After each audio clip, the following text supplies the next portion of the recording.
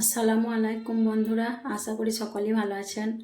তো আজ আমি কিছু সবজি নিয়েছি এখানে, আর মাছের মাথা দিয়ে ছাঁচড়া তৈরি করব।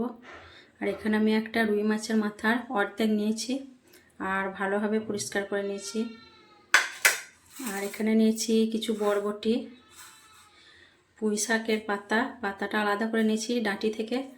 আর এখানে আছে একটা পটল, এখানে পুঁই শাকের ডাঁটাগুলো আছে, একটা আলু ছোট সাইজের টুকরো করে কেটে নিয়েছি। আর এখানে নিয়েছি সামান্য কিছু লাল ডাঁটা। আর এই সবজিগুলো দিয়ে আমি ছাঁচড়া বানাবো। আর এখানে কুমড়ো দিলে ভালো হতো, কিন্তু আমি কুমড়ো পাইনি, হাতের কাছে যে সবজিগুলো ছিল সেগুলো দিয়েই বানাবো। তো এখন আমি রান্নার দিকে চলে যাব। কড়াইটা চাপিয়ে দিয়েছি, আমি কিছু মশলা বানিয়ে নেব। এখানে দিয়ে দিচ্ছি হাফ চামচের মতো পাঁচফোড়ন, সামান্য গোটা জিরে,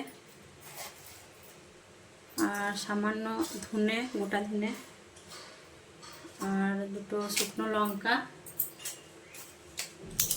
আর একটা তেজপাতার টুকরো। এই মশলাগুলো আমি একটু ভেজে নেব।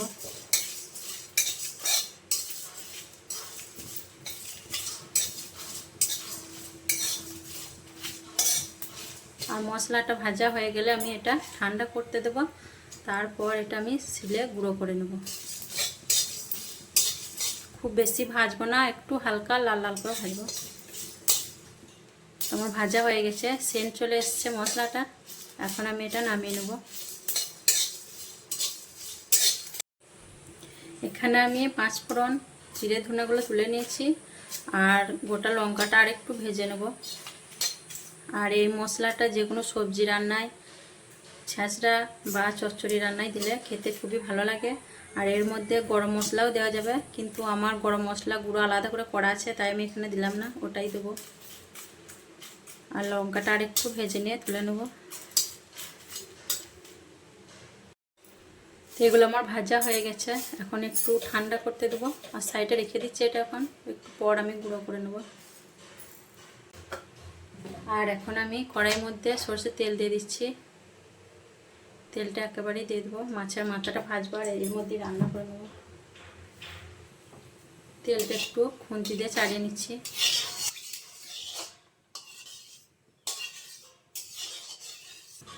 মাছের মাথাটা এখন আমি তেলের মধ্যে দিয়ে দিচ্ছি।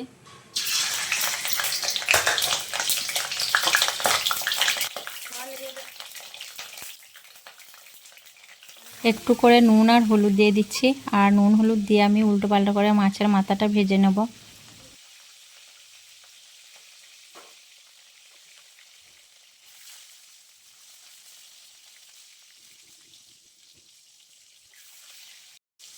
খুন্তি দিয়ে মাছের মাথাটা আমি একটু টুকরো টুকরো করে নিচ্ছি।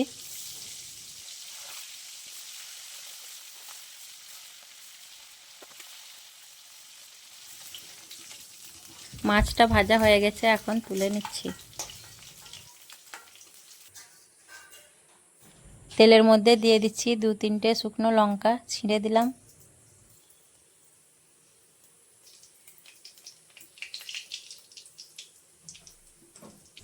লঙ্কাটা একটু লাল করে ভেজে নিয়েছি।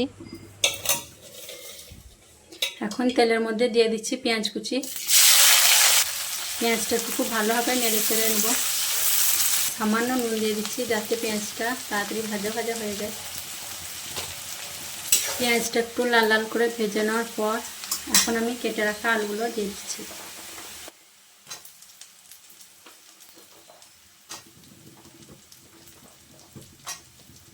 আলুটা একটু লাল লাল করে ভাজা ভাজা করে নেব। এখানে চাইলে সবজিগুলো সব একে একে ভেজে নিতে পারবেন, কিন্তু আমি ভাজবো না, আমি একবারই রান্নাটা করে নেব। আর একে একে সবজিগুলো দেবো আর একটু করে ভেজে নেব। আলুটা কিছুক্ষণ ভেজে নেওয়ার পর এখন দিয়ে দিচ্ছি বরবটি, কলাইগুলো। এইভাবে আমি একে একে সব সবজিগুলি দিতে থাকবো আর ভাজতে থাকবো। বরবটিটা কিছুক্ষণ ভেজে নেওয়ার পর এখন পটলগুলো দিয়ে দিচ্ছি। পটলটাও একটু ভেজে নেব। পটলটা একটু ভেজে নেওয়ার পর এখন দিয়ে দিচ্ছি পুঁই শাকের ডাঁটা আর লাল ডাঁটা। যেহেতু ডাঁটাগুলো সেদ্ধ হতে দেরি হবে, তার জন্য এখন দিয়ে দিলাম। রান্নাটায় আমি আর হলুদ দেবো না, কারণ মাছটা ভাজার সময় যে হলুদটা দিচ্ছি ওতেই হয়ে যাবে। আর এই রান্নাটাতে পানিও দেবো না, পানি ছাড়াই রান্না করবো। সব কিছু ভালোভাবে ভেজে নেওয়ার পর এখন আমি দিয়ে দিচ্ছি 1 চামচ আদা রসুন বাটা। ভালোভাবে নেড়ে চেড়ে আমি এটা ঢাকা দিয়ে আঁচটা কমিয়ে সেদ্ধ হতে দেবো। এখন ঢাকা দিয়ে দিচ্ছি। ঢাকা দিয়ে আমি গ্যাসের ফ্লেমটা কমিয়ে আর কিছুক্ষণের জন্য সেদ্ধ হতে দেবো। ডাঁটাগুলো সেদ্ধ হওয়ার পর আমি শাকের পাতাগুলো দেবো। কিছুক্ষণ পর আমি ঢাকনাটা খুলে দেখে নিচ্ছি, একটু নাড়াচাড়া করে নিচ্ছি।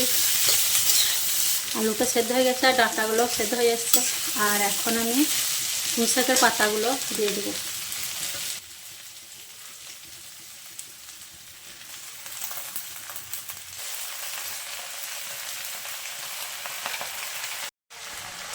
দেখুন পুঁই শাকের পাতাগুলো গলে গেছে। আর আমি এটা ঢাকা দিইনি, এমনি নাড়াচাড়া করে পাতাগুলো সেদ্ধ করে নিয়েছি। কারণ পাতাগুলো দেওয়ার পর ঢাকা দিয়ে রান্না করলে পাতা থেকে পানি বেরিয়ে আসতো, আর পানি বেরিয়ে এলে রান্নাটা ভাজা ভাজা হতো না, তার জন্য আমি ঢাকা দিইনি। আর পাতাগুলো এখন গলে গেছে, সেদ্ধ হয়ে গেছে। আর এখন আমি যে মশলাটা করেছিলাম, এই ভেজে রাখা মশলাটা গুঁড়ো করে নিচ্ছি। এটা এখন আমি অর্ধেকটা ভাজির সঙ্গে দিয়ে দিচ্ছি। আর এই মশলাটা দিলে স্বাদটা ভালো হয় আর খেতেও ভালো লাগে। মশলাটা একটু নাড়াচাড়া করে মাখিয়ে নিচ্ছি। আর দিয়ে দিচ্ছি সামান্য গরম মশলার গুঁড়ো, আর দিয়ে দিচ্ছি সামান্য চিনি। একটু মিষ্টি মিষ্টি হলে খেতে খুবই ভালো লাগে। আমি দিয়ে দিচ্ছি ভেজে রাখা মাছের মাথাটা।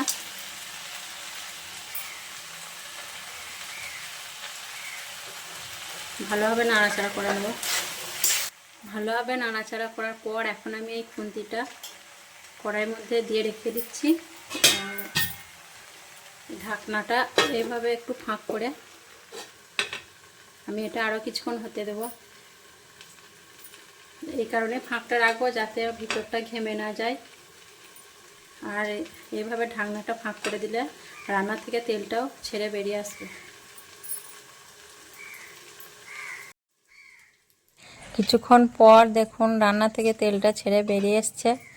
আর আমি একটু নেড়ে চেড়ে দেখিয়ে দিচ্ছি তেলটা কত সুন্দর ছেড়ে বেরিয়ে এসছে। আর এখন আমার রান্নাটাও হয়ে এসছে। তো দেখুন কত সুন্দর আমার পুঁই ছাঁচড়া রেসিপি রান্না করা হয়ে গেছে। আর এটি গরম গরম খেতে খুবই ভালো লাগে গরম ভাতের সঙ্গে। তো আমার ভিডিওগুলো যদি ভালো লাগে অবশ্যই লাইক কমেন্ট করবেন আর আমার চ্যানেলটা সাবস্ক্রাইব করে আমার পাশে থাকবেন। তো আসবো আবার পরের ভিডিওয়। আল্লাহ হাফিজ।